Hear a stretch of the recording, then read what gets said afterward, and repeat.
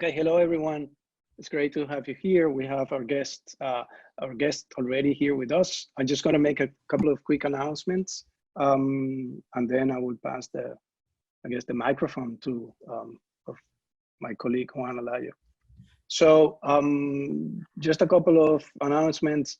We have next week we're going to have another lecture on this same schedule during studio hours. Because Friday the university is celebrating 4th of July. So we're gonna see Nick Jelpy's exotic concrete house in Miami Beach. That will be next week. Then the following week on Friday, we're back to Friday 9:30 a.m. We're gonna see Ened, which is a firm, but the sort of the lead architect for this specific project. Tom Won is going to present the Shanghai Astronomy Museum, or the planetarium, which is an incredible building. And then the week after, and that will be our final lectures of the summer, will be Roberto Espejo lecturing again on Friday, 9:30 a.m. And he's an architect at work with Cesar Pelli on the design and construction of the Performing Arts Center here in Miami, which today we know as the Arch Center, but before it was the Performing Arts. So we also have a couple of, let's say, events during our studio's schedule. Next Tuesday, we're going to have a conversation with John Medina, and I thank Giselle for connecting us with John. John is an expert on curtain wall facade systems, right? So it's going to come in pretty handy for this week for comprehensive and IBS. And on June 19th, after studio, we're going to have a conversation with Juan Alayo on Jane Jacobs, which hopefully you guys are reading or rereading the book. Oh. And Eui, you're more than welcome to join us and hear Juan talking about Jane Jacobs. Anyway, so I'm just going to stop sharing here, and I will let Juan, my colleague Juan, to introduce our guest today. Okay, so it is my pleasure to introduce today. We are very fortunate to have Eui-Sung Yi, who is a partner at Morphosis Architects. He has been a partner there for, well, we won't say how many years, but he's been there a very long time. Yeah. With his focus on urban planning and Asian projects.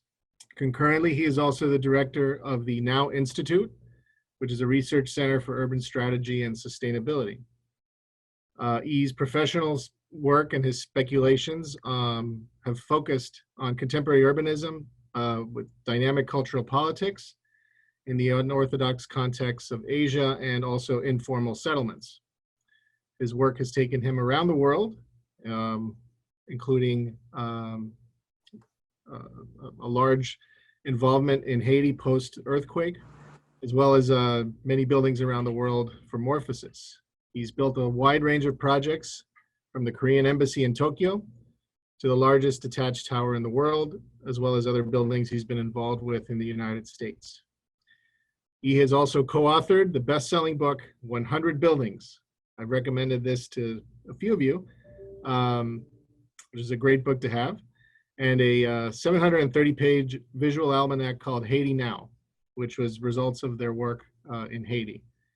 He's also a professor in the Master of Science in City Design at SCI-Arc, and formerly an instructor at UCLA and USC. He's a graduate of Cornell University, where he received his B.Arch and his master's from Harvard GSD. And if any of you are ever lost in Los Angeles late at night and need Korean food or Korean barbecue, this is the man you call.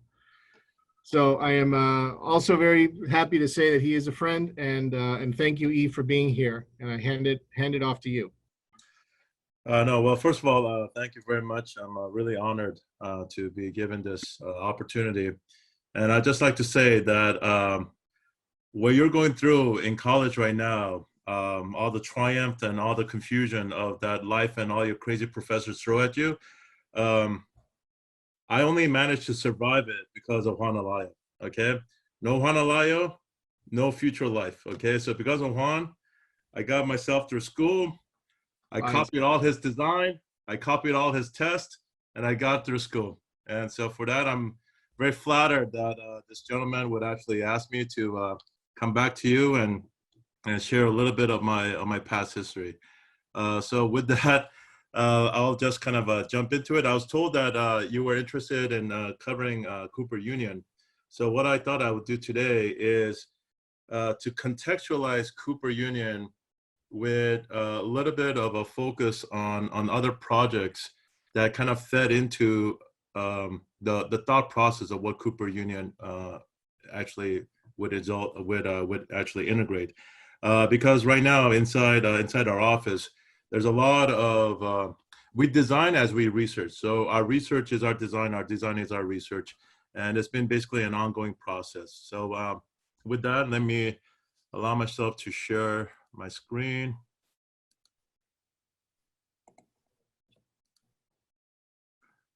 Okay, so this is, hold on.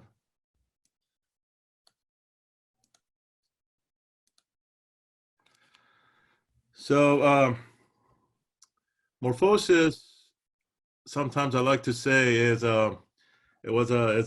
sometimes like a great 90s band or like an 80s band where, you know, you kind of remember it, but I think in contemporary terms, I know in pedagogical terms, there's a lot of other contemporary issues that are being brought in academic circles. And I think one of the more fun things about what we do internally is that we're very aware of what interests us, but at the same time, what the zeitgeist is of the industry.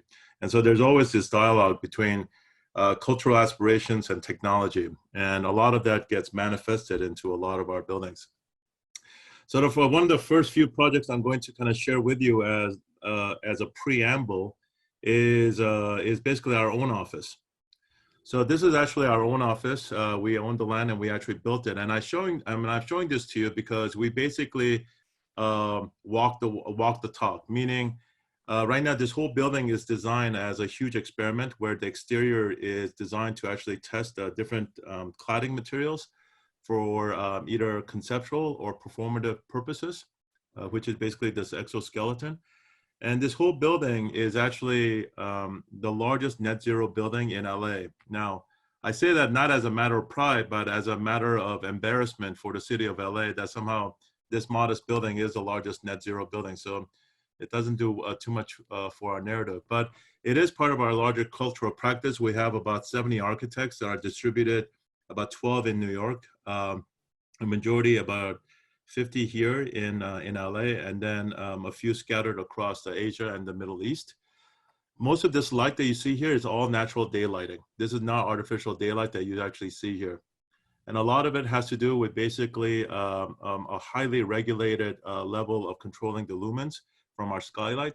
And at the same time, those same skylights end up being this sophisticated ventilation system that regulates basically the temperature and modulates the demand that we have on our energy.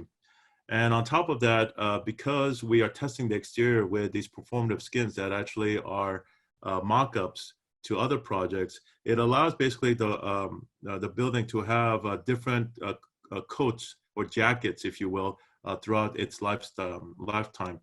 And then above our parking lot, of course, is our photovoltaic canopy. And what this does is that we end up basically producing as much electricity as we use. And in the end, it comes down to basically the net zero. So this is actually a real electrical bill from Southern California Edison with $0. So this is the larger kind of mandate of what we aspire to do in our building. Now, all this kind of began back in 1998 when we actually wrote the green paper to mandate that General Services Administration, so it's called the GSA. The GSA is a branch of the United States government that controls and mandates all public building construction and design. And we decided that basically the government should now, rather than be passive, be active in leading the conversation around sustainability. So we initiated this about 3 or 4 years before LEED was even launched in 2001 and 2002. And so the San Francisco Federal Building was at that time the tallest net zero building that represented the U.S. government. And of course, it took basically a progressive government at this time to champion this. And what we have now is that we took a lot of the lessons from European models, where the cross section should be about 15 to 17 meters, or about 45 to 50 feet for a lot of cross ventilation. The whole idea was that the facade was didactic, that it was actually, it represented the larger performative aspiration of what that building represents. Here, the building is facing south, and so we actually have this louvers in the front. And here you have now, in this particular case, 20 meters, which is about roughly about 60 feet. And it allows just enough daylight penetration as well as cross ventilation as a form profile. And what we basically did was that the cost of an expensive mechanical system was reinvested into what the screen would be. And so the screen now is a very, very active screen. It's basically a 3 millimeter thick stainless steel brise-soleil that is actually active. And that actually is in operation and in dialogue with a building management system.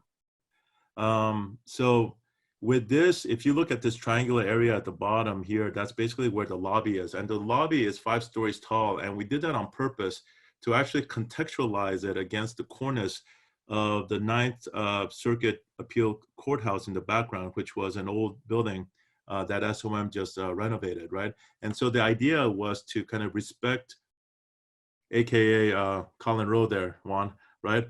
Basically taking the cornice and bringing it as this contextual datum. And of course, this happened to be right in the middle of 9/11. So all the glass here had to be upgraded in the middle of post 9/11, right? So these are all basically bulletproof, bomb-proof, etc. And you see now the lobby as being very, much more kind of darker, controlling the light, controlling the heat gain. And I'm showing you all this because this is now all going to evolve into a preamble into basically Cooper Union. So I'll just go through this quickly. Here also another idea that we evolved from here that went into Cooper Union is the idea of the skip stop. So the idea of the skip stop, and this was actually mandated by the U.S. government, was that you actually go up every 3 floors. So you actually have a mini sky lobby up in the building, and in this 3-level sky lobby, you actually stop in the middle floor, and then you go up 1 level or you go down 1 level by walking. And so the whole idea was to promote health. Now, you're asking, okay, what about the handicap? What about the UPS delivery guy? Yes, there are 2 dedicated elevators that do stop at every floor. But here we have a remarkable ratio of 1 elevator per stop. So we have 6 stops, we have 6 elevators. So it's a 1-to-1 ratio, which is basically an unheard of ratio in elevator design. And so by the time you come up there, we actually kind of gave the Sky Garden back to the public. James Terrell is the artist who actually lights up this cavity in the evening. And again, this is where I meant by, I said, okay, there's 6 buttons and there's like 6 elevator banks. And every time you go up in this one kind of blow up diagram, you come off in the middle, and then you either take 1 stair up or you take 1 stair down. And this is actually the photograph from the level you actually get off. And if you come down, you actually now take advantage of this 1 extra space that is now dedicated for social gathering for that level below. And then as you go up, we took advantage of basically the landings, and we actually kind of made, exaggerated the size. And as a homage to basically all the bay windows we have in San Francisco, these became basically these social clusters that we actually have in the landing. And then the other thing that we did that we also try to do in Cooper Union was that for both social as well as environmental performance, we actually inverted the relationship between management and regular staff. So, you know, there's always this cliche about the management taking the window seats and the corner rooms. We actually inverted that. So if you look at the upper left photograph, the management offices are actually in the middle. And to maximize daylight penetration, we basically put all the staff and gave them actually the window seats, which is what you see here. And if you see on the ceiling, these are basically raw exposed concrete to take advantage of the thermal mass of the building, so that in the evening, what happens is that the building is talking to the weather satellites. and at nighttime it opens up, and it's what we call a night purge. So all the hot air that's been built up during the daytime is now purged, and all the cold night air comes in. It comes in and it actually cools the raw exposed concrete. And thermally, it retains the cool temperature until maybe around 3:30 in the afternoon, when the whole concrete and the environment at the temperature starts to slowly warm up. And so here you see actually the undulation of the ceiling. I'm showing you this photograph because that's actually seeing through the perforated metal. And so again, these are the lessons that we will actually bring over to Cooper Union. Now, because the building is made to be didactic, on the northern side is actually, these are all glass fins. So this is on the northern facade. It doesn't require the same performance and design as the southern facade. So the northern facade, its most kind of vulnerable points in terms of daylighting is at the extreme of sunrise and sunset. And so at sunrise and sunset, we're dealing with basically hyper oblique views. So with this oblique kind of a sun ray, we actually now use these frosted glass to actually disperse and to soften the light. So this is actually the northern facade, and you can see it's a very complete different face. It's a complete different building from the southern facade I showed you. So with that, let me just go through another recent building called Emerson College in LA. So it's this little kind of squarish building above the word Angeles you see in the title at the lower left corner. And it's this building. So basically what this is this. There are basically three kind of primary schools for film making, if you will. So typically one would argue that you go to USC for film technology, you know, like cinematography, special effects on the technical side of it. One can argue that you go to NYU to learn screenwriting or basically film theory. But it can be argued that most people go to Emerson to learn the business side of the industry. And they were based in Boston, and they wanted to have an LA branch. And so we basically created a campus. And if you can imagine a large traditional campus that I would kind of make like an omelet out of, where I kind of fold a large pattern and kind of fold it and make it into a vertical layered, like a lasagna, like a layered campus. And the two bars on either side are actually the dormitories, and the actual theoretical conceptual campus is in the middle. That is right now a three-dimensional organized film campus that we made for LA and for Emerson. These are all the studies that we did to kind of understand the nature of holding this cubic volume while actually having this dynamic interior. And so if you look from the street, we actually like the idea, and I don't know if anybody teaches this anymore, the idea of the piano nobile, right? So basically that the sidewalk actually goes up and it actually starts at the second level. And so the whole campus is somewhat raised on top.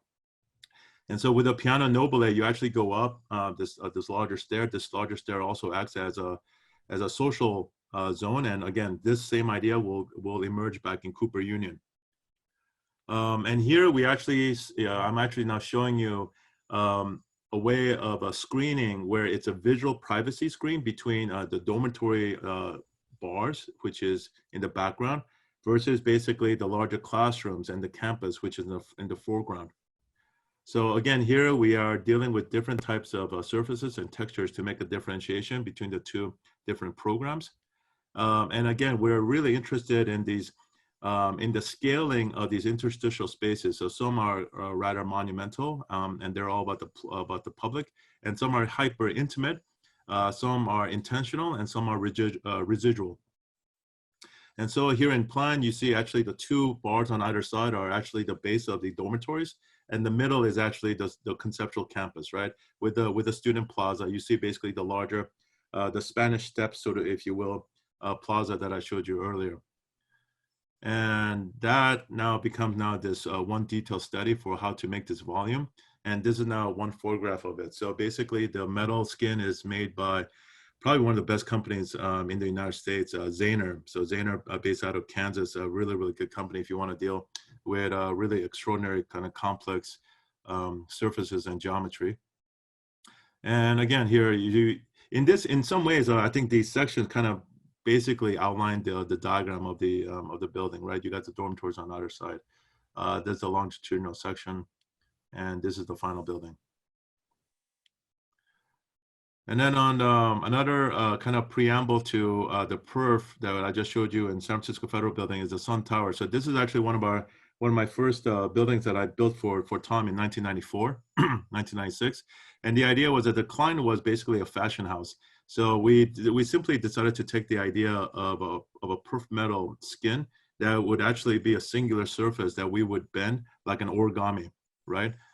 And that that in the way that one would bend, it would actually align with all the certain kind of programs and idiosyncratic geometries that the core body would actually entertain. So this is actually the so-called clothing or the jacket that we designed for the piece of the building, which also we designed the body, which is this raw, very, very raw concrete building. So we were trying to offset the raw concrete building against this highly refined metallic skin. Right, so these are now different views of the tower, and you can see how the perf metal skin actually has a capacity, just like a dress or like a jacket on the human body. It has a tendency to actually redefine the identity. It could actually also expand the volume. It could actually lengthen and change the perception of how the body is read. And in many ways, it's very kind of different from like this hyper-purism that one would encounter if you were dealing with like a Miesian building, right? With Miesian buildings, it's a hyper honesty, right, in terms of volume, program, or maybe not program, but basically volume, technology, and the architecture. Here, the extra layer of skin allows a lot more interpretive and narrative opportunities that typically one would not have, right? So these are just views of the same building.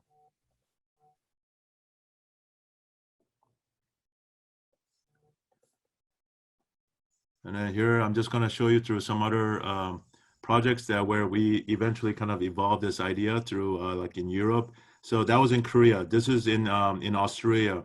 San Francisco was in the United States. So it's like, how do you basically take this one kind of language at this one moment? And by the way, we don't do perf metals anymore, but how do you take it at this one language and actually kind of apply it and test its parameters and its possibilities all over the world? Right, so when you look at this, perf has this amazing quality at this time of being simultaneously hyper opaque or hyper transparent, depending on where the light source is. So the last example I'm probably going to show you before I actually enter Cooper Union is a Fair Tower. And this is the tower that we won, and this was supposed to be next to outside of Paris. And the idea was that it was a completely non-symmetrical tower, huge competition, very, very complex site because there was so much kind of urban and public circulation. And the idea was that we would actually come in on a tripod so that we would not actually sever any rail, any pedestrian, any vehicular traffic that actually existed. All the other competitors came in and basically plopped the building down.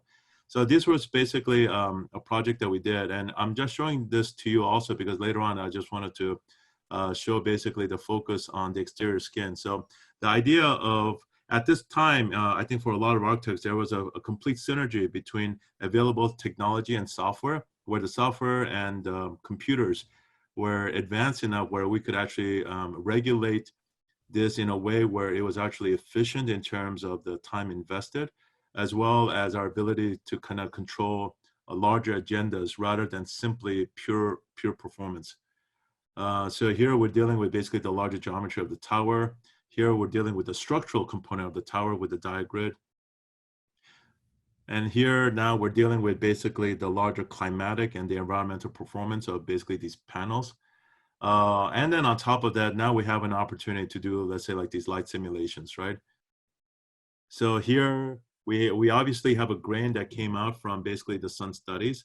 And then we now take advantage of this kind of grain of the sun paneling, and we actually exploit it by creating basically a series of like these light studies that the building would actually metamorphosize in the middle of the night, right? So it's now where we actually generate stable foundation that emanated from our sustainable responsibilities, and now transform it to narrative and poetics at a large urban scale. So here we're now doing these skin optimizations. Right now, at this time, we're dealing really with the early phases of CATIA. Of course, CATIA is the software that Frank Gehry uses.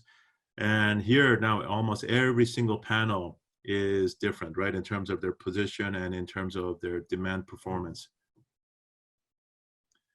And everything is now charted, everything is cataloged, everything is tracked in terms of its role and its role relative to its neighbors. And finally, we take a module and we actually test it. And then we retest it, of course, in our physical model. So this is actually a photo of that guy. So you could actually see the scale difference between the photograph versus basically what the guy is. And again, ultimately, this was where the project was supposed to be. It was championed under Sarkozy, and then when Sarkozy left, so did the project. So there you have it. So with that, we go into Cooper Union. So a lot of those had to happen before, just so we were able to pick pieces that either fed into our own internal kind of design mode, or in terms of certain kind of tried but true organizational systems. So as all of you know, Cooper Union, right now the building is about 175,000 square feet of program. On this particular photograph, the lower left building that's where right now the current architecture school is located. Of course, the side of our building is where the ex-engineering school used to be, but here in this new building, it's an integration of not only engineering, but the other disciplines, as well as basically the art program, right? So it's kind of like a one-stop integrated endeavor. And the whole idea is how to basically maximize the capacity for students to kind of integrate and to interact with each other. That was one of our main kind of motivations, right? So as we all know, we know the site, and we get close, and of course we're in this extraordinary location where, of course, the original, the School of Architecture for the Cooper Union is residing in that triangular block. And we're obviously at the terminus of that one block. And, you know, there's a lot of photographs I could have shown you, but I'm just basically showing you some of the photographs that we used to to talk about this, which is how to actually have a building that was simultaneously comprehensive as a building object within the collection of buildings here in Manhattan, but at the same time would reflect upon and would absorb and would actually integrate the dynamic pedestrian culture and forces of Manhattan. So one of the things that we did was to understand that the dynamic forces of basically the sidewalk would be one of those a conceptual position that we would absolutely want to take. So it's from understanding the asymmetrical and the unorthodox nature of how we could actually resolve the structure down on the ground, right? So somehow for anybody walking by, there is this incredible, like memorable and unique interfaces between this big building that would be cascading down on you in the sidewalk, as well as having some opportunities for some public spaces to go beyond the restriction of the property lines. And so if I just to quickly go through the plans, and this is for a lot of the students, as you kind of get, I think, older in the profession, you begin to kind of understand how to manage and how to balance the functionalities and the high demands of basically the client. Meaning, you know, you gotta basically make sure that the huge checklist of programmatic spaces and rooms absolutely are respected. There's a high level of efficiency and constructability and budget control that one needs to do. But at the same time, how much can you actually focus on the conceptual piece that would also be dynamically complementary to the pragmatic and the functional part of the building. So if I were to look at the first plan, at the lower left corner is basically your main entrance point, and that point is this, right? So if you look at basically what you draw, this is what you experience. This is basically where architecture has this incredible power to give you different perceptions, right? This is basically the phenomena of the architecture. And of course, this is basically the pragmatics of the architecture. And then as you go, you can understand how the backside with the two fire stairs are incredibly stabilized, right? They're literally like the working core. They're simply about rooms. But in the front, where it faces basically the main street, it's just basically this dynamic stair, which of course we lifted from our earlier project in Emerson. That would actually become now the vertical piazza, right? As we go up. And then this is the basement.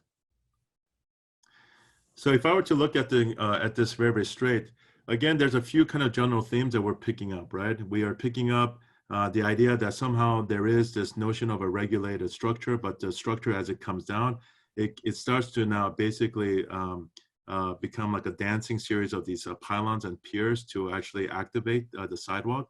And by the activation of the sidewalk, it's actually giving a different sort of presence or announcing what a Cooper Union is without basically a big sign that says Cooper Union. And at the same time, as a larger volume, the perforated second skin allows basically certain kind of nuances and different types of perceptual control regarding what the massing is, right? So you have that little component that kind of kicks out like a flared skirt. Does that mean that the building actually flares out like that? No, but it flares out and it establishes and it grabs the corner, right? So a lot of these moves are being treated at an urban level. And then there's secondary levels that are being treated at the urban pedestrian level. And after that, once you enter it, then the whole notion of a different scalar operations begin to also play at the same time. So if I were to go through the diagram quickly, we have, of course, this big atrium that I'll show you later. This, of course, consists of the connective core, the connective vertical piazza, which is the stair. And then surrounding it, of course, are the larger public spaces that are accessible for anybody. And then, of course, we got the stair, the cores, and the circulation, right? And then that, of course, now connects the classrooms that you see. And of course, we cannot forget the mechanical rooms. And all within this urban envelope, right? So you can see basically the dynamicness between the urban envelope versus this embedded object. And then in terms of just pure program, public spaces, and then the social spaces, right? So this is where one can imagine, again, a communion of basically what you and I would traditionally talk about quads or courtyards that in a typical academic campus has now been kind of folded and layered into a vertical matrix where the whole notion of basically a social interfacing has been rethought. So here are the classrooms, the laboratories, which of course is a legacy program from the engineering school that it replaced. But then the art studios are some of now the new adopted programs in the new building. And then, of course, all the admin spaces for the offices. And then these are some of the flows that we were testing in terms of basically the surge of students. And then these are some of the studies that we're doing with that atrium. And so if you look at this atrium shape, it's very obvious that that big negative cutout is literally the sectional profile of that stair, right? So it's to completely maximize daylight penetration inside into that urban or that vertical piazza or that vertical plaza that we have. And here, okay, so we see the silhouette again. It's like the slash, but that shape is actually hyper purposeful because the amount and the ratio of what is solid and void are completely representative of basically the ratio of the functionalities and the demands of the program and the rooms. And of course, the first thing that we start to get going is actually to model this, right? And in Morphosis, we're probably one of the few offices where every young person that joins our office, I demand that they go from concept sketch all the way to construction. Okay, so I'm not, we don't do these things where, oh, you just design and then I got basically a CD team and a construction admin team.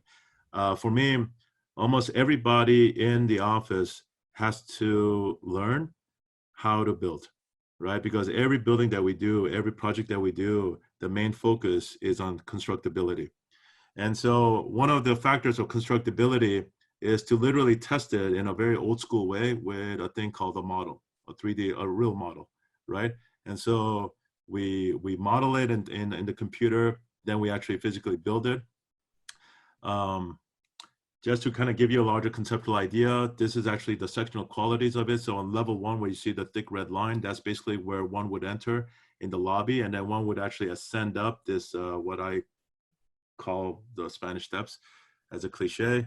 And then you just start ascending up and up, and inside this series of staircases that somehow reminds some of my friends like the Harry Potter hall with all the moving staircases. It's basically that type of space as you go up. It's very, very dynamic.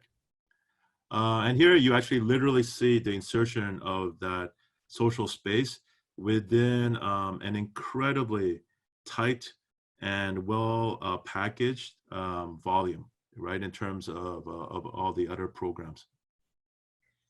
And here you see it actually if it's cut laterally, and then the huge slash where basically the daylight will come through and pop and fill that space with the sun. And again, it's that profile I just showed you again. So if we were to take a little bit higher view here, you begin to see the role and the ability for the perforated metal to actually render this thing almost opaque, right? So I like this view because what you see in that cutout, the side is actually concrete. And you can see how the reading of that concrete, it gels really, really well right now with the reading of the perforated material, not only in terms of its modularized patterning, but overall in terms of its kind of the tectonics, if you will. And people sometimes ask about what determines the folds and the bending and the articulation of the geometry. And for me, conceptually speaking, it's not very different than, let's say, you look at that neighboring building to the left, right? And in a very, very kind of like, I would say, neoclassical way, you have basically the rules where you have somewhat of like a rusticated base, right? And then there are certain rules in terms of different types of pilasters or the classical order one would use at the second, third, and fourth level. And in this particular case, that building on the left, you have now somewhat of a deviated mansard roof with basically different materiality. And it's a method for them to actually break down the scale of what is obviously an enormous volume, right? Any building is an enormous volume, right? And so in a contemporary way, how can we actually take advantage of that narrative of either breaking down a volume by giving it scalar gestures, or sometimes on purpose not, or to even deny the scalar reading, right? So it's that play that sometimes we do when we are dealing with a very kind of sensitive and critical intervention inside one of the most important pieces of urbanism in the world. So when you get to a certain terrace, we actually provide basically these gardens and these terraces. This is actually the model that I just showed you. So a lot of our entry level or interns, they actually, their job is to actually build this and understand the computer technology. So what he's holding on his hand would now feed into the same type of making on your left-hand side with a black and white photograph. So these are now actual kind of computational models, right? So the same model that I would use for my construction documents are, of course, the same models I'm using to actually make the scaled model in our shop. And so these are some of the pictures. So you actually have like a steel structure, and a lot of the white are actually GFRP and GFRC. So these things are actually kind of hand molded along a very robust steel core. So these are some of the other construction photos at the same time. And of course, this is like, once you enter the lobby, this is how the stair kind of greets you. The rails are all dancing. They're not necessarily rectilinear, or they're not basically consistent. But I will tell you that right now there are two lines, right? So you see basically the thick pipe and you see the thin pipe, right? So both of them at different moments play a role in terms of basically handicap. What is a guardrail versus a handrail, right? So in terms of all these code issues, they're, of course, they completely comply. And you can see how now these become these kind of like these wonderful places where students, just simply take advantage of these spatial opportunities to just simply hang and chill.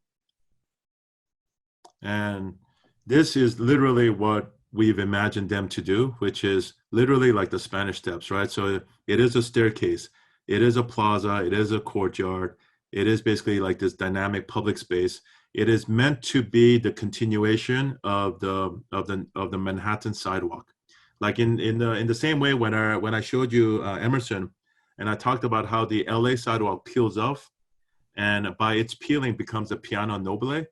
Imagine this in the same way, where now, conceptually speaking, the flow of a Manhattan sidewalk actually now peels off like a river branch, like a stream off a river, and then just actually now cascades into the building. And so this walkability was actually promoted by the Cooper Union administration in the same way that the skip stop elevator was actually promoted by the US government for our federal building. And so this now became kind of like this, the poster child for the New York City design guidelines in terms of how to basically promote walking. And so even inside Cooper Union, we actually have the skip stop elevators. And so it stops at the ground floor, the 5th floor, and the 8th floor. And when you go up, you're actually dealing with these classrooms, So this is actually a class. This is actually a laboratory. Here we have the painting studio. And here, of course, we have now one of these corner administrative rooms.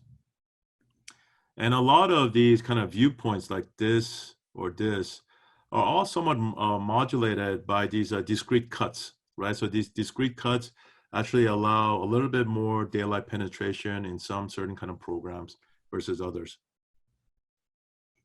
And again, just some more images where the stair completely transforms. So at the bottom, you see it more encased within this cage. And as it actually goes up, it's more encased within the solid glowing kind of trough. And as you look up, literally, you're looking up at the skylight. This is actually the view of the actual staircase as one perceives it. And I'll just leave you with this. This is the last image, but here, then you actually see basically how at any given moment you can be away from Manhattan. Now you're part of this larger different architecture. You're part of this ensemble. The volume kind of like cracks open to for you to actually now engage the city and engage the building in a completely different way. You're not always kind of trapped inside, so to speak. And so the building also kind of allows you to interact with the rest of the city in a completely different way. So with that, I'll leave you here. Thank you. Well, I guess it's time for everybody to turn their mics on and clap. I mean, thanks for this great lecture. And I just want to open the opportunity for students or other faculty who want to ask questions on this kind of fantastic building, and also the precedents, like how you guys got to this point. Hi, I have a question. Sure. Thank you very much for the lecture. It was amazing to see the process, and pretty sure not only me, but other people have looked at this building and studied, but seeing you talk about it's a whole different spectrum. You mentioned how the public space and this idea of this vertical piazza is one of the big rulings of the construction. My question is about the materiality and how that also plays a part in designing. If it's something that you have in mind since the beginning of the conception of the building, or it comes at a later part, where does it engage with the process of building? Usually for us, actually materiality for us comes in oops, am I mute? No, you're fine. You're fine. Okay. No, materiality actually comes to us almost at a very kind of classic time, as it does for a lot of other people, which is around early DD or at the end of SD. So schematic design, you're basically laying out the larger kind of program adjacencies. You're looking at the larger volume, right? But you're not really looking at materiality like really deeply. You have a hunch, of course. You have a hunch of whether or not it's going to be metal, wood, or steel. But then in terms of materiality, when we have to now be committed to a materiality and actually test it, that's usually coming in around 25% DD. Because with materiality, it also is an evolution of the triad of durability, cost, right, and of course concept, right? And for us, if it's for us, a lot of it has to do with a notion of phenomena, right? The narrative aspect of architecture, right? So, I would say basically a lot of our floors are all basically, it's just ground concrete. We don't do any fancy stones. We don't do any fancy tiles, even though sometimes I do wish we would actually try something. But we just basically pour the concrete, we just ground it, super durable, very, very inexpensive. And also it allows us to completely align with exterior concrete plazas and materials that are outside of our property lines. So there's a conjoiner of that. Now, as far as like the cage is concerned, that's a new kind of a new direction that we were pursuing, which is glass reinforced polymers. So it's like GFRC, GFRP, and you're seeing a lot more of that coming in. We just basically finished a building out in Korea that was all basically GFRP, which is basically fancy fiberglass that would allow us to kind of mold any type of geometries that we want. So take a look at that later on when you have time. I have a question, Henry. Thank you so much for presenting today. I'm taking the time out to explain the process. It was exceptionally interesting. It seems that sustainability is really ingrained in a lot of these designs, particularly in the passive way, like you were talking about the night purge of the air, cross ventilation and all of that kind of passive sustainability. How does the company deal with embodied energy and embodied carbon, seeing as sustainability seems to be a high priority? Very, very good question. So before I answer that specific question, I'll tell you basically what our main agenda is with sustainability, is that we want sustainability to be so ubiquitous and to be so embedded that you never think about it, right? That sustainability is actually a desire and not a guilt-driven responsibility, right? We want to get to a stage where everybody just wants to do it, right? And where it's just like you don't even think about it. It's like the way we think about structure. It's like, of course, we need to counter gravity, right? So no one like even really extends that. Right now, the difficulty of basically embedded energy, and we are actively basically engaged in that, is to find a robust set of suppliers, right? And suppliers and construction partners that would actually be interested in expanding their repertoire of basically the type of materials they would source, or the type of either like, rebuilding or demolition or all these other issues that we would actually have with a client. And I'll tell you that one part is probably for me, that and urban sustainability are now the two last gasp of basically sustainability within the discussion. I think right now, you brought up active. So there's like active and passive. That I think right now, the industry has completely killed in terms of knowledge and best practices. I would agree with you that right now, embedded notions of basically evaluation of basically embedded carbon and embedded other energies is probably advanced at a theoretical level, but since I'm very interested in the constructability of it, that when I go out to that field, it is actually one of the least championed champion components in sustainability. And I don't know how to actually kind of address that unless other agents that are typically more conservative on the client side or on the construction side actually get on board with us, you know. Like San Francisco was only possible because I had the U.S. government behind us, right? You know, Right. Yeah. this I had Cooper Union behind us, right? But there's a line where a lot of these agents they just do not want to cross, and I think it just takes maybe I would say every 5 years. Every 5 years there's a big shift in the discussion. Thank you. I have a question. Mm-hmm. Thank you for the presentation. The work is really inspiring. But my question for you is, how do you go about creating construction documents for these sort of sculptural forms that are like sometimes unprecedented and very unique to your buildings that, you know, you may not find references to? Like, how do you tell your interns to, you know, design this in a constructible way? Well, I think the one thing I would probably ask you then is, you ever wonder what one of the most complex geometries man has been building for the past several hundred years? It's a boat, right? Think about a boat, right? Spanish galleon, any type of boat, right? A schooner, a clipper. Think about how they built those, right? How they drew those, right? Look at the like a drawing of a hull of a boat. That's complicated. There's not a single straight line on that, right? I mean, other than the fact that it's symmetrical, it's a really, really complicated piece of engineering, right? And they have to basically draw that by hand, and they had to build it by hand. And not only that, they had to basically, carve the tree by hand, right, to build that. And then, okay, after that, you advance to basically World War I and World War II, and you look at basically all the airplanes, right? All that was done by hand, right?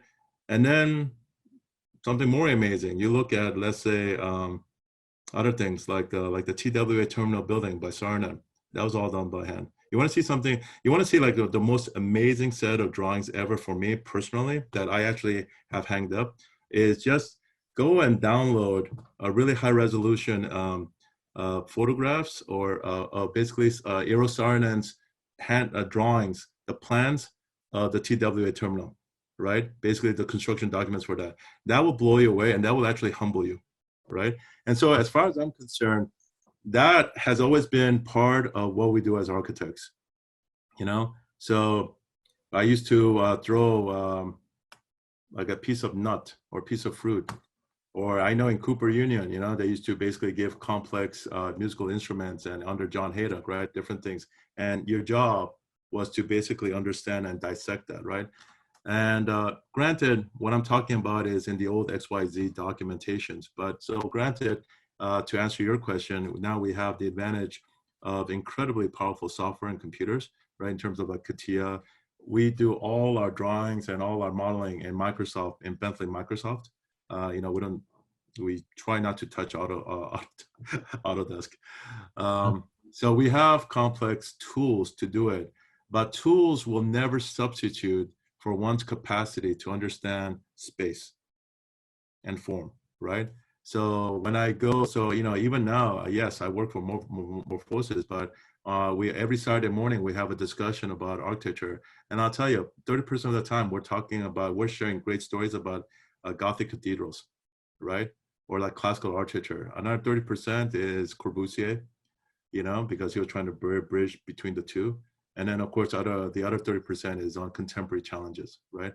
But to answer your question, first you have to learn how to basically draw a plan and section, right? And if there's basically any complex shapes, we actually design that and put that through a computer software that optimizes it, right? And then that one master model is used for not only the drawing, but also basically the construction side for the contractors, right? So it's a universal model. I think right now we're in the golden age where things are actually a lot easier than any of our predecessors. You know, I still have my mail line, but it's just nothing's an XYZ anymore. You know, but think about, go back later on, guys, for everybody listening to this, I dare you to look up the TWA terminal drawings by Sarnet on Google. And it's an extraordinary set of drawings, right? Because everything's a complex geometry and it's all done by hand. Beautiful drawings. Take a look at that. Thank you. Thank you. That was a good answer. Appreciate it. Okay, because it's almost 2 o'clock, it's 1:59. I just want to ask you before you go, can you give us a little kind of brief description of what the Now Institute is? I'm very interested in that. Yeah, sure. So the Now Institute was formed about like 2001. We were looking, at that time I was at UCLA with Tom, and we were looking at our colleagues over in STEM, you know, and also in the medical industry. And I'm looking at them having like this incredible kind of cooperative and collaborations with basically the industry, right? It's like, oh, I'm going to be working with this pharmaceutical to create the next cancer drug, or I'm going to create with this engineering firm to create the next carbon fiber. And it dawned on to us, like, how come we're not, this type of relationship doesn't exist between the planning department of any city and basically academia?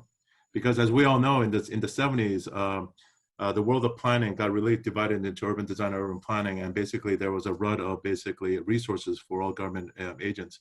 And so we decided to re-engage cities, and they were all really thankful because it's like, my God, you know, there used to be resources and budget to do future planning or future scenario planning or future kind of research, but all that got hacked. And the only thing right now planning departments do is more or less like enforcement, right? Or rewriting basically a charter every like 20 years, right? And so they saw us as a really valuable kind of partner to do these exploratory research urban strategies into basically different problems that they had in LA. And then that quickly expanded out to Madrid and different parts of the world. I've been down working in Haiti for 7 years. For 7 years. So the Now Institute is that part of Morphosis where it's not so much about this language and about materials, but it's about urban strategy. I deal more with basically kind of like community issues, like public health issues, and trying to create a more of a utility-based strategy regarding waste. I deal with human toilets and sewage at half my time for the past 7 years, as I deal with like crazy, technology and crazy architecture in Asia. Somehow my heart is always back in, let's say in Haiti. And right now I'm trying to help them with the COVID situation down in Haiti in terms of basically medical issues. So it's this other flip side of where design for me is not about so much about aesthetics. It can be, of course, but design is more about problem solving, and how I think back in the 2008 and 2009 economic crash, those of us in that part of the circle where we're dealing with strategic planning managed to actually survive much better than those of us in the architecture side, right? Because architecture is like, there's a singularity of like, oh, I gotta do a building. It's a house, it's an office building, bam, it's one unit. But on this side of planning, it's more of an open-ended agenda of like, you could do this, and you could actually be much more adaptable. And that part is actually a lot more kind of, sometimes more rewarding. Great. There's a question on the chat, someone who has a problem with the microphone, one of the students. He wants to ask if you could give a brief explanation of how the perforated metal skin is attached to the building itself. Okay, so you have basically three systems, okay? So you have the primary pipe, which is your main raw structure that attaches to the main body of the building, right? So the building could be concrete or steel. And then you got like the main superstructure. And then after the superstructure and the actual panel, if my hand is the panel and this is the superstructure, in between here are at least one system that goes, it's a subframe, right? It's a subframe. One goes at horizontal, one goes vertical. That's all it is, right? And so you just have this build out. The actual panels usually range from, if you're using stainless steel, it's about 3 millimeters. San Francisco was a 3mm stainless steel. If you go with aluminum, it's usually 4 to 5 millimeters. You have to always break it. So the word break means to fold on the edges. So if you break the edges, you stiffen.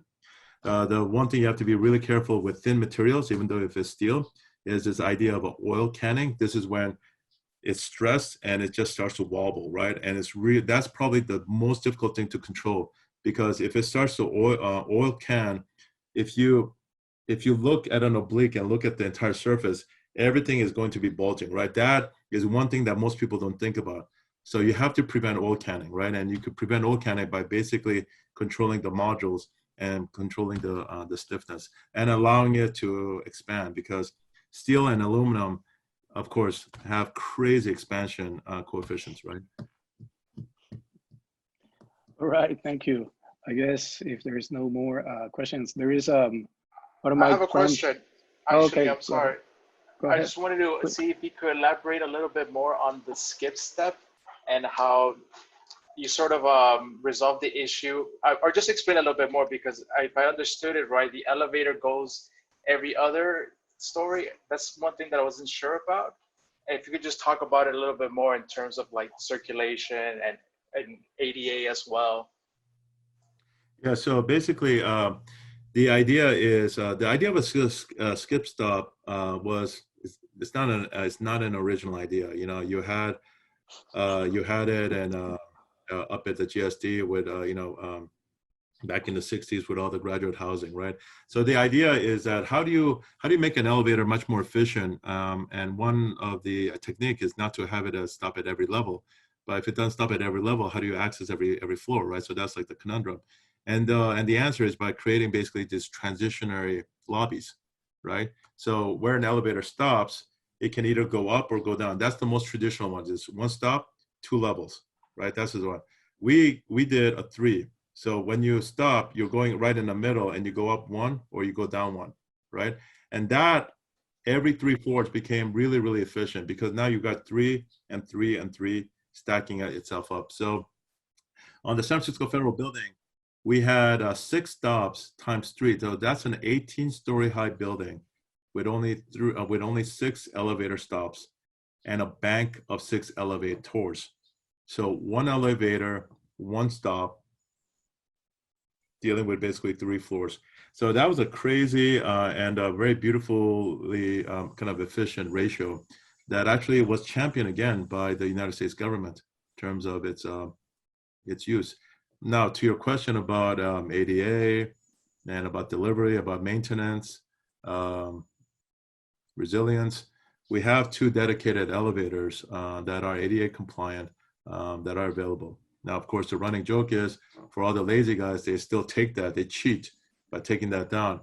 But that's what we thought, right? That's what we thought. But the ratio of 1 elevator to 1 stop is so ridiculously efficient. You can't get more efficient than that, right?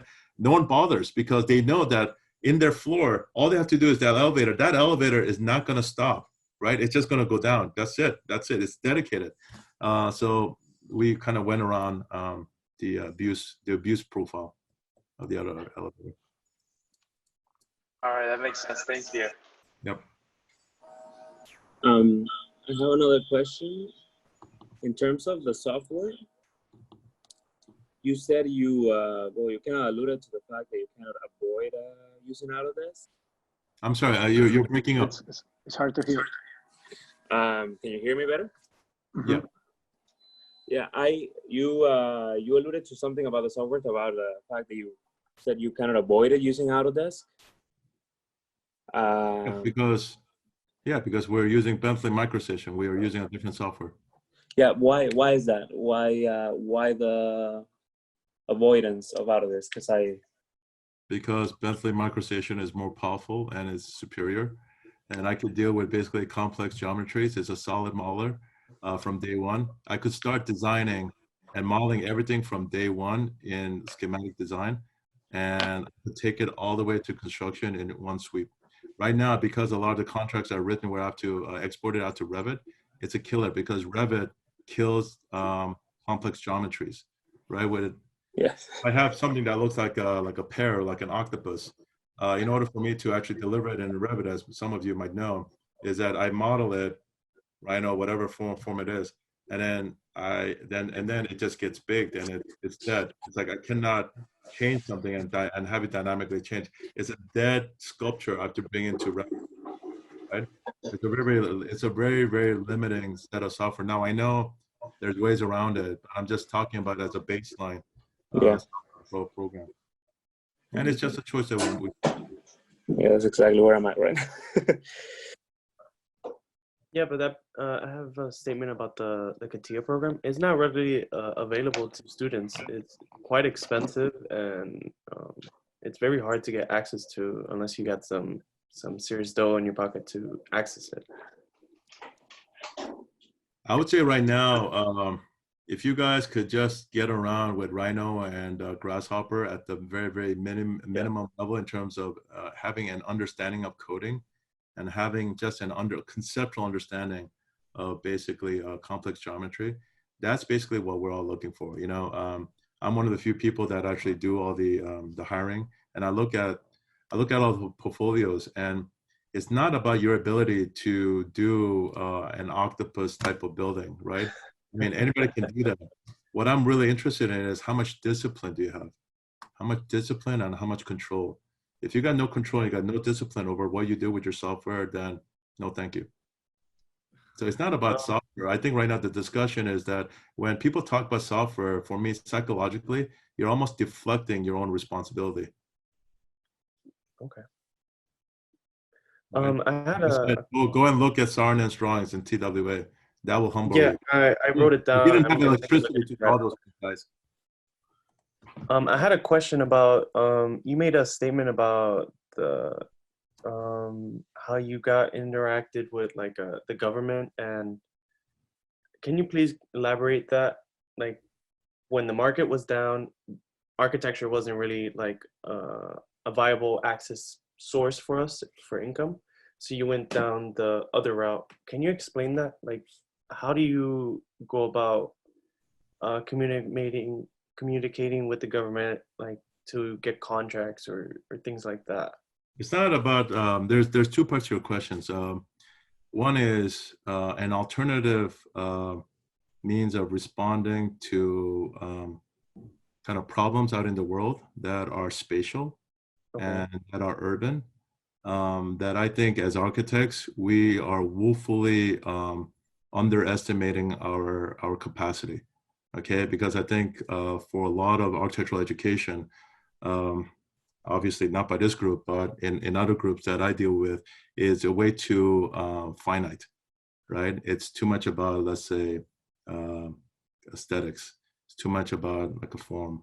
Like Tom Main, right, that I teach with, and my boss, he had a really kind of funny anecdote about the role of designing a coffee cup that evolved over 10 years over at a school here in Art Center. So about 10 years ago, there was a design. It was for product design class up in Art Center. It's one of the best industrial design schools. And so they say, okay, let's design basically a disposable coffee cup.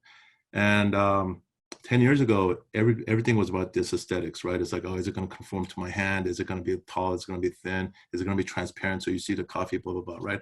And now it's basically, okay, how much is that one coffee going to contribute to basically the global landfill, right? Right? How expensive is that, right? What is basically the supply cycle of that one coffee cup? The conversation completely changed, yes, right? And it's basically for those who can transition to aiding agencies, whether or not it's a government agent or basically a large institution, in terms of thinking of things in different spatial components, or the capacity to deal with basically different strategic issues where you're looking at a problem from different angles and coming it together. I was shocked that a lot of other architects here in LA actually cannot think in that capacity, right? And instead, the industry is now going toward students from the planning school. And those planning students are no longer like the old traditional planning students. They're more policy people, right? They're policy people. And so they're not spatial at all. and they're not anything about about physical planning or physical environments. And so the conversation all of a sudden completely removes architects from their own narrative, right? And I think what I was able to do with a whole bunch of other colleagues was, for example, I was down in Haiti. I was able to basically identify one problem. I was able to identify two problems, and each one of these problems became basically the solution for each other, right? And then with that, I went to the World Bank and I pleaded on behalf of the country for the World Bank to release basically all these millions of dollars, right? That took up about 2 years of my life. And I was able to do that. And that, I would say, was still probably one of the most rewarding things I did, even though I didn't build this incredibly kind of like beautiful high-tech building out in Haiti, right? All I did was build these light towers that would supply clean water and protect children from basically getting ambushed by street thugs, right? So I created basically a series of these water and educational stations where when students see it, they go, okay, that's where I can go to learn, to use a clean toilet, right? And to be safe, right? And I did that with a complex mixture of different governments. So I was dealing with the United Nations, I was dealing with the World Bank, right? And it's your ability to go out and actually have a different narrative and a different message outside of basically the capacity of a building is basically the capacity of a larger integrative strategy that one can bring to the table, right? And I think basically a good architectural education provides that for you. That's very helpful. Like, thank you very much for your information. Okay, we got to 2:15. Is there one more question? Yeah. Quick. Sure, Maria. Yeah. Hi. No, because it's like it's the only female right now. I appreciate it. I don't know if this can be like a dumb question. I guess there's never dumb questions, but looking at all your projects, they're very intricate. And like what we're learning in school, it's very like simple, whether it's like facades or like passive systems, and all your stuff is very different, very out there. How do you know that all of this is going to work? Like, how do you know, okay, like you had one, I think it was a San Francisco, you had like controlled daylight and then you had a different ventilation and like your roof goes like this and you figured out like this is the type of it. How do you go about that? How do you know that it's going to work? Like we try like, you know, to design stuff. We don't know like. Yeah, so to answer your question, there's again two answers to that. The first is the larger kind of what is the mission of the building, right? So the mission of this building is to go all passive and to basically cool the building down, right? And there's like 3 or 4 kind of universal accepted technology, I mean, not technologies, but techniques to do that. And so we said, okay, how do we do it where basically one act takes care of two missions. And so if there's like 5, we did 3 that would actually take care of the 5 kind of strategies toward temperature cooling. So we set that as a mission and we write that down. The second part of this is how do you make it work? And with that, you have a group of people that you hire as consultants, and they're all engineers, right? And in this particular case, we had a big company called Arab. So Arab will come in and they'll say, okay, I got my mechanical engineer, I got the head of sustainability, I got the head of this. And their job is to come together and then work at this thing all at once. It's like, you know, when I tell basically about the complexity of architecture to some of my friends who are in the car industry, they laugh. They say things like, you know, your thing is like so simple. You know, we have to keep you comfortable inside the leather cockpit, listening while you're enjoying your music, while the car is just taking a whole bunch of stresses, right? In its structure and its torquing flexibility, right? It's like, you guys got nothing compared to what we have to do. And it's partially true. But a lot of it has to do with, if the project is big, it has a capacity to absorb complex missions, right? And then you have a good group of consultants. Perfect, thank you. I just have a quick question. Sure. Can you recommend any books where we could sort of expand on the vision of this type of architecture? Is very complex and sustainable and sculptural at the same time. Like, what can we read to like learn about this in a more detailed manner without, you know, asking so many questions on taking so much time? You know, I don't think there's any like one particular book. And normally when students ask me, 100 buildings, E. 100 buildings? 100 buildings. Yeah, 100 buildings. That's it's a decent start. It's a decent start. Typically, my go-to answer, not because I'm being lazy, is try to go and see buildings. Okay, it's not about like what's a big flashy building, what's a cool building, what's like a Zaha Hadid, you know, curving building, what's a this. It's not about that. For me, I think the greatest kind of education you could give for yourself is to actually go and travel. And I know how crazy this sounds, of course, because we're in COVID, but if you can, is go and see buildings. And for me, I'm always reflective of this one kind of truism.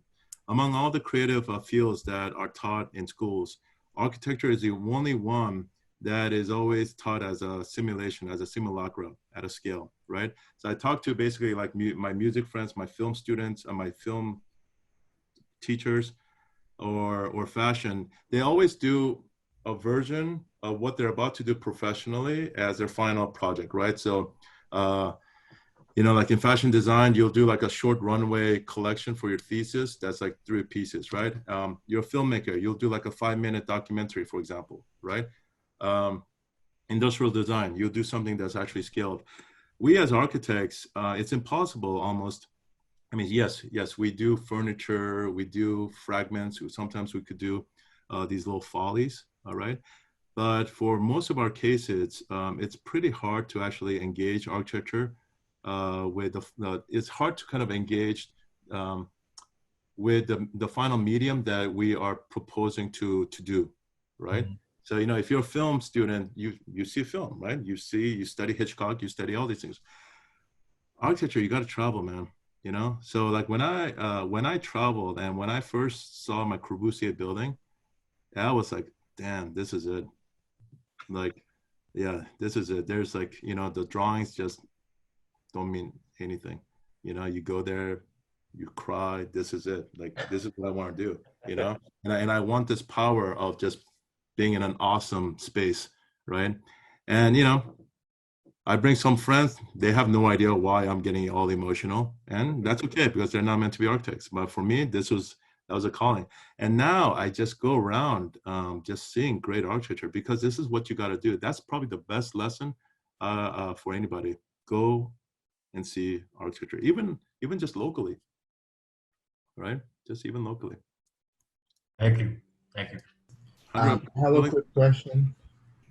I have a question. As an architect that almost designed almost like sculpture-like buildings and amazing innovative buildings, when you find yourself with different constraints designing these buildings, how do you guys overcome that in your design process? Okay, so let me ask you this. Can I ask you this following question? Let's say I'm a chef, okay?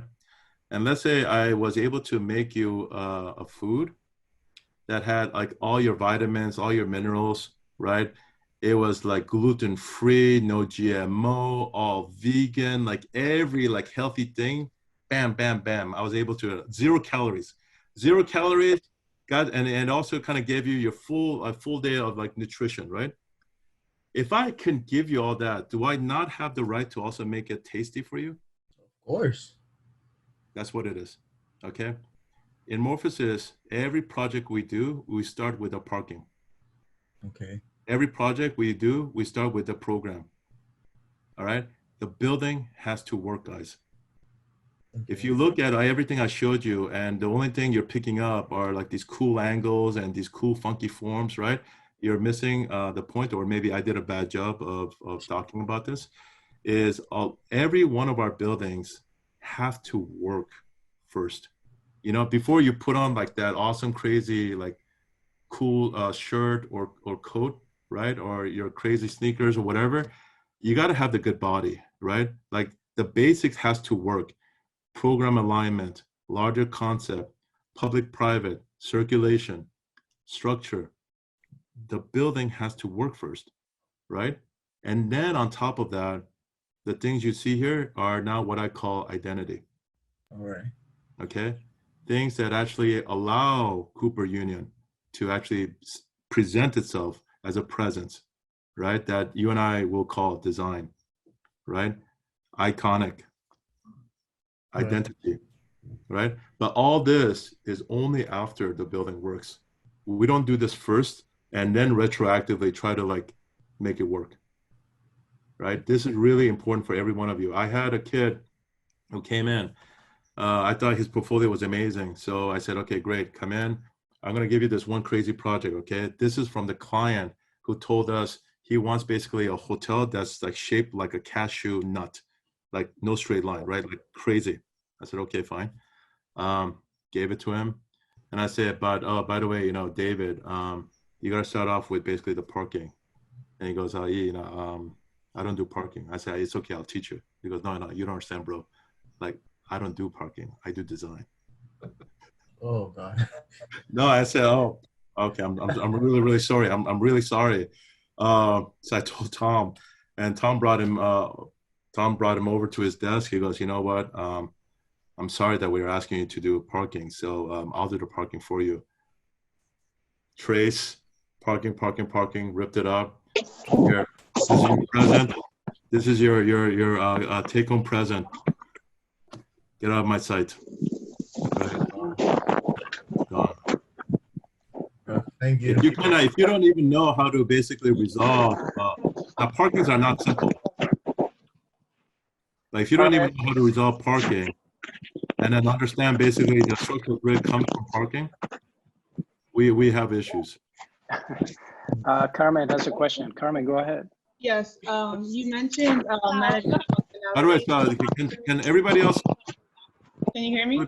Unmute. There's like a lot of background on somebody. It seems like it's one canteen. One canteen is the noise is coming from him. Okay. All right, Carmen. Hi. So you mentioned again. Thank you so much. And you mentioned managing functionalities and program. Is there ever a time through the process of responding to the high demands of the clients and the consultations? Is there ever a time that you challenge the program that's given to you? Kind of that you change it a little bit and you present it again to the client, and how's the feedback process amongst the clients and yourself and Morphosis? No. Of course, you feedback because every client is prepared differently, right? So some clients they hired a huge juggernaut of an architectural office first to actually just write the program. Okay, so on that one, it's pretty hard to like push back on because you're looking at all their studies, and yeah, it kind of makes sense, right? The Chinese have zero program. Okay, so you know, as an architect, usually it's added service for you to actually do the program, right? But for a lot of the Chinese clients, they go, no, it's like, well, you have to come up with a program. It's like, what are you talking about? It's a museum. It's like, okay, you have to tell me what you want. It's like, no, you figure it out. Or here's a restaurant, you figure it out. Here's anything, you figure it out. And in the beginning, it became kind of like a problem. And then we realized, you know what, let's just make this into an opportunity. You know, let's say we were going to shape our own kind of recipe, right? And so in that cases, we actually go back and offer it back to them. Thank you so much. Yeah. To follow up on that, well, and the previous question, so when you say you start with the parking and this, do you do it in a way that is really simple and basically exactly what the program needs, and then you complicate it as you go? You add features and basically rusticate it as you go along. Is that what you meant? No. I think you know, I'm sensing a strain of questions today, which I find very kind of interesting. I think a lot of you are seduced or maybe you're focusing too much on basically the aesthetics of the buildings that I've shown you, right? We're not trying to like make things more complicated, right? Or because, oh, a building is so boring, I gotta like do something to it, right? It's basically the clients that come to us are looking for a balance between some things that, of course, pragmatically works, right? But they are interested in having some sort of an identity or an iconic value that actually pushes it into one more layer or agenda. So in these examples I showed you, it had to do with basically they want to have the sustainability be didactic, right? And so by having the sustainability, the investment that they have in sustainability to also be simultaneously an investment that they have in terms of their identity was a 2-for-1 deal, right? And it was actually very efficient, you know? And in many ways, it's actually more of a smarter investment of their construction money, of their budget, than anything else. So, you know, I would urge you that what you actually saw came from basically those larger complex discussions about budget, functionality, identity, right? Because these are all iconic institutions. Like the San Francisco Federal Building, that was the face of the United States government. That was the tallest and the largest sustainable building by the GSA at that time, right? And so they couldn't mess it up, right? You know, they did something before, which was like this neoclassical building that they kind of retrofit. So from an engineering point of view, it saved some energy bills. But in terms of like it's kind of a global face and like marketing face, it did nothing, right? So in this particular one, it was the building was very divisive. You either have people that loved it or people who hated it, but at least it created an incredible, robust conversation, right? And that conversation would propel the whole culture forward. And same thing here for Cooper Union. You know, you guys are talking about it, for example, right? So why are you talking about it? You know, you're talking about it because it has a lot of different kind of a checklist. Maybe you could even talk about it as a problem. Maybe you could talk about it as a negative. But whatever it is, either you're critiquing it or you're championing it. It's in the conversation platter. Why? Because it took a position. And I think for now, everything that we do, the architecture has to take a position. It has to argue for a meta concept above and beyond the functionality of what that particular project is, right? And sometimes it's a miss. Sometimes it's a success, but it's about taking a position. So to clarify a little bit, so you would say that this gestures and all that you made them because that was in your eyes, the best way to solve all of these issues. It was a response. I mean, those were the beginning points. Like this particular image I showed you right now, right? This huge cut. The cut came from basically we wanted to give them a terrace, right? We wanted to give them a terrace, and then this full back was because we wanted to bring basically the skin back to the guardrail position, right? That's basically what it was. That little lip that we have, that's basically to protect it from the western sun.